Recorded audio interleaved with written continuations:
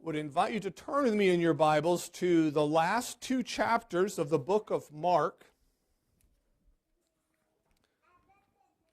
The Gospel of Mark, I'll read the last part of chapter 15, and then the first part of Matthew chapter 16.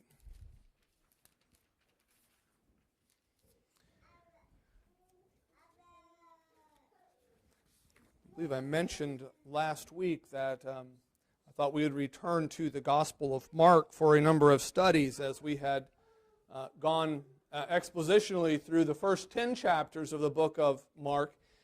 And then last week we looked at Mark chapter 11 and the triumphal entry. This week we're kind of jumping ahead to chapters 15 and 16 with the Lord's resurrection.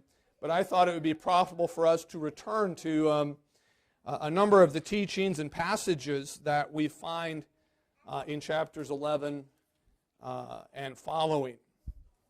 So as you can see in the bulletin, we'll start at verse 33 of Mark chapter 15, and then we will read through verse 13 of chapter 16. So basically we're going to read the part of Mark in chapter 15 that records his death.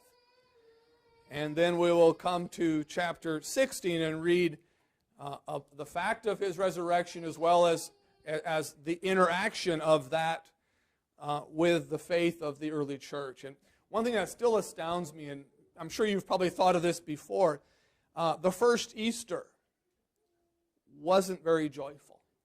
It wasn't a celebration. They were caught up in the sorrow